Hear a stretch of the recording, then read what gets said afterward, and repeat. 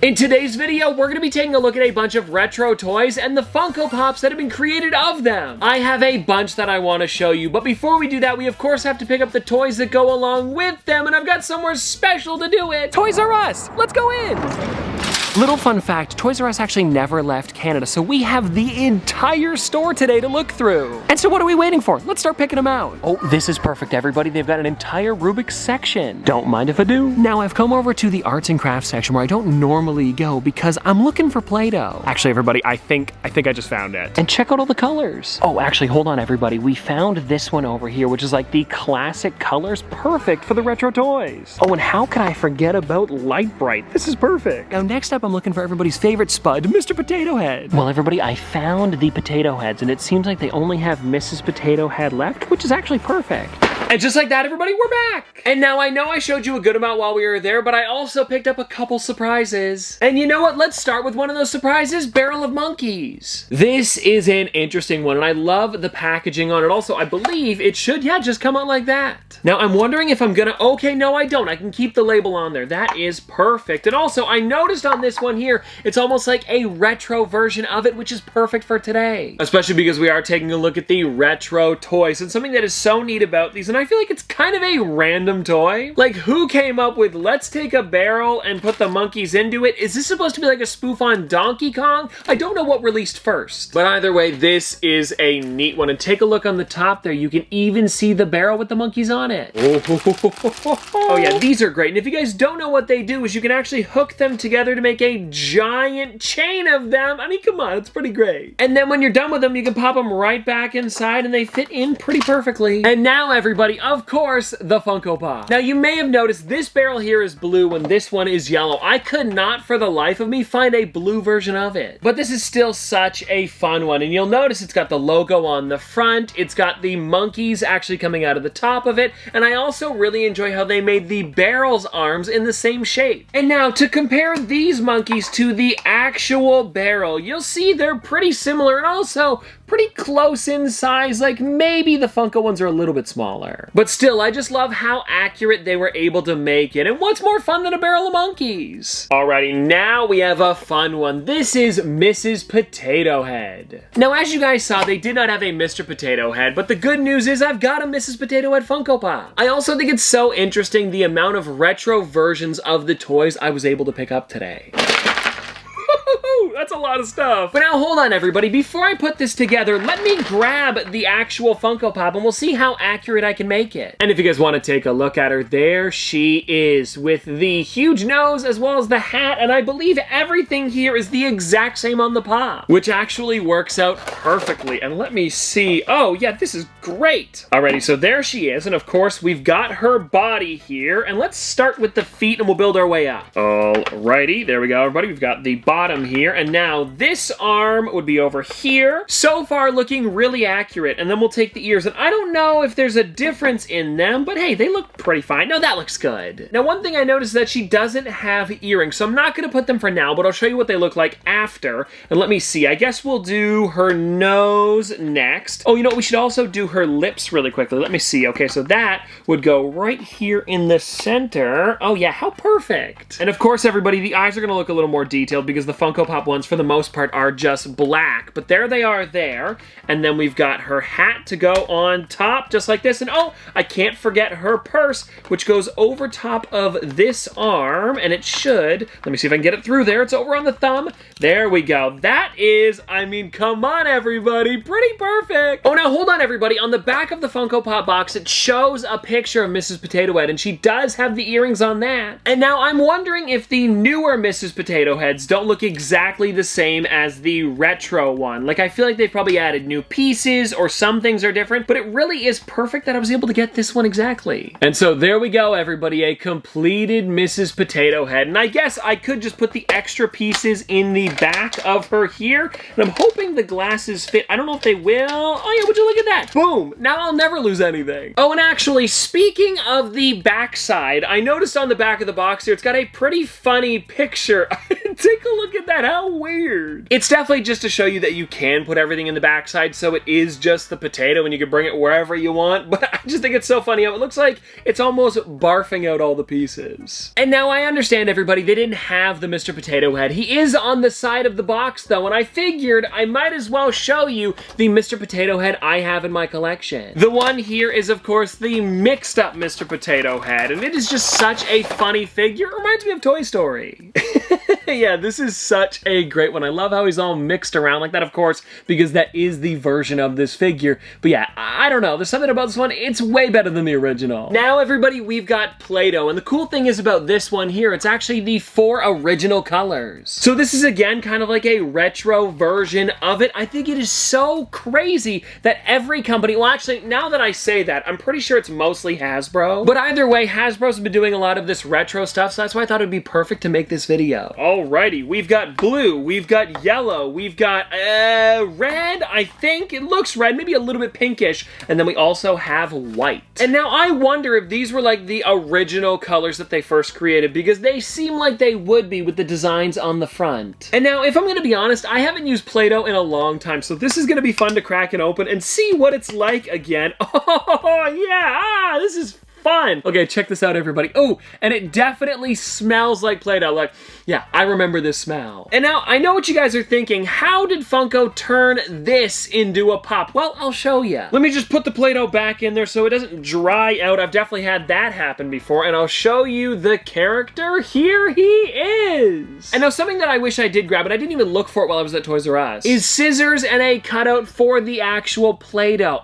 I should have dug around a bit. But either way, it's still really neat to compare the two, and it's looking like the Funko Pop is actually slightly larger than a normal container of Play-Doh. Also, it's a little bit of a lighter color than I remember, and I'm also noticing it's got the Play-Doh Pete picture on the front of the Pop, which is a character that actually does have a Funko Pop. And now, something that I'm wondering is if you could take the lid off of this and actually put Play-Doh inside, because it feels hollow. I'm not gonna do it with this though, because I only have one of this guy. Oh right, we've got the Lite-Brite. Did not mean for that to rhyme, but I am so excited to check this out. Because if I'm gonna be honest with you, when I was younger, I never had a Lite-Brite, so this is the first time I'm ever gonna be checking one out. Also, I noticed on the front here, bigger, brighter screen, which is really cool, as well as more colorful pegs, so we're gonna have a lot of fun here. And on the back side, it also gives you a bunch of different ideas, but I feel like for today, we should try to make what the Funko Pop actually looks like. Oh, here it is, everybody, the actual Lite-Brite. 2 and 3. Okay, so we've got the batteries in the Lite-Brite. Now I've got to figure out exactly how to do the pegs. There are a lot of colors inside. Well, I guess it said that on the front. I just didn't expect this many. And now, hold on. Before we continue, I feel like I should show you what the Funko Pop is looking like. And there is the Lite-Brite here. Such an amazing one. And something that I'm noticing now is the fact that the arms are the same type of, like, material as the actual Lite-Brite pegs. What a great addition. And the board for the Funko Pop is super accurate, even with, oh my gosh, check this out. So on the back side here, it's got like the power button as well as like where to put the batteries, and the bottom here to like kickstand it up. And if you take a look on the Funko Pop, they are the exact same little bits. And I have a feeling with that amount of detail being on the back, I should be able to do the exact same design on the front. Ooh. Alrighty, so 3 from the bottom. This could take a minute. 1 cheek is complete. 2, and then to the right one. Is it 6 twice? Now, I'm noticing, everybody, that I don't think I'm gonna have enough pegs to do this, but I'm gonna try to finish as much as I can, and then I'll show you. 3 blue short. Oh, that sucks. It's so close. That really does suck, guys, because it is so close. Let me show you what I got. I need more blue ones, and then it's complete. Like, it is the exact same size as the Funko Pop. They really did make this accurate. And now I guess we might as well test out the lights here to see how that works. Okay, it's on. Yeah, they are definitely lit up. Take a look at that. And you know what? Since I couldn't fully complete it, let me just Photoshop it for you, and I'll probably get some more pegs in the future. Moving on, though, we have the Rubik's Cube. Now, I do actually own a couple different Rubik's Cubes, but funny enough, I didn't own a 3x3. And here it is, everybody. Pretty simple, as you can tell. It's just a normal Rubik's Cube, but what I love about it is that I'm not gonna be able able to put this back together. I'm gonna keep it solved, for now anyway. And before I mess this up too much, I feel like I should probably just grab the Funko Pop. And honestly, I feel like this one here is one of my favorites that we're talking about today, just because of how unique it is. I mean, look at it. It's also not a solved cube, and I'm pretty sure that they are exactly the same size, which is something that I wanted to test out today to see if they really are. And it looks like, you know what, whoever did this over at Funko made it pretty accurate, because take a look at the two. They are honestly exactly the same. And now also, while doing research for this video, I found out that there was somebody that actually made a working Funko Pop Rubik's Cube. I believe they took the pieces off of here and moved them over to a normal 3x3, and I would love to do something like that in the future. Actually, very similar to the Play-Doh, we're keeping it intact today. But actually, now that I'm thinking about it would be a lot of fun to take the toys and make them playable. That's definitely for another video in the future. But anyways, getting back to the Rubik's Cube here, I found out that this actually is a solvable cube. And I think it is so neat, all of the different colors they gave this guy, as well as the smile in the middle. It's just perfect. And ever since this figure was announced, I've always wanted to just rotate it slightly and make it straight again. But I really do enjoy that Funko didn't make it like a perfect cube. I think it looks way better in my opinion. And now I wonder if I could get it to the exact spot that is on the Funko Pop. You know what? You know what? Actually, no. I'm not even gonna try, because I know what's gonna happen. I'm gonna start to rotate it, I'm gonna mess it up, and it's never gonna go back. And so if I want a messed up cube, I'll just take a look at this one every once in a while. Okay, now here is a fun one. We've got Pop-O-Matic Trouble. Oh, wait a second. This game, is there no easy way to open this up? Oh, no. I have never seen a box like this for a board game. Do I have to, like, completely open it up? Yeah, I do. Hasbro, how am I supposed to put the thing back in the box? Anyways, let's just take it out for now, and we'll talk about the game. And now right away you may notice the board, where it's pretty unique with the die being inside of the bubble. Hence the name Pop-O-Matic Trouble. So technically you're supposed to pop the die and then get your color all the way around the board. It's a lot of fun, but the Funko Pop is not actually based on the board. It's based on these little guys right here. They are the pegs that go along with it. And let me see if I can open this thing up so I can show you exactly which one is the Funko Pop. Ooh. Here it is right here, everybody. The red peg that goes along with it. And if you guys take a look, well, here he is, the Pop-O-Matic Trouble piece. Even though for some reason they say board on the front, I don't know what's going on there. Now this figure here is a really great one, especially because he's got the board on one side, and then if you look closely, he even has the die on the other that you can pop up like in the game. Now, of course, the Funko Pop version doesn't have the popping ability, but it is still so fun, and I like the menacing face on him. Looks like he's getting into a little bit of trouble, you know? And there is the piece, a little bit smaller than the Funko Pop, but I think it's a good size for the actual figure, and it would be so neat to take a picture of him on the board. I'll probably have to do that later. I mean, yeah, this just looks so amazing, and when you press the button, boom, I got a 5! Oh, that's funny! It's the same as the number on the top. I mean, it's a 1 in 6, but still, pretty cool it happened. And now, everybody, we've got a really interesting one. It is Viewmaster. I have been so excited to check this out, and I can actually do the test one inside of here, and if you guys don't know how it works, you press the thing on the side here, and it'll show you different pictures of the real inside. And I don't know if they have, like, a specific name for it. 14 eye-popping 3D images,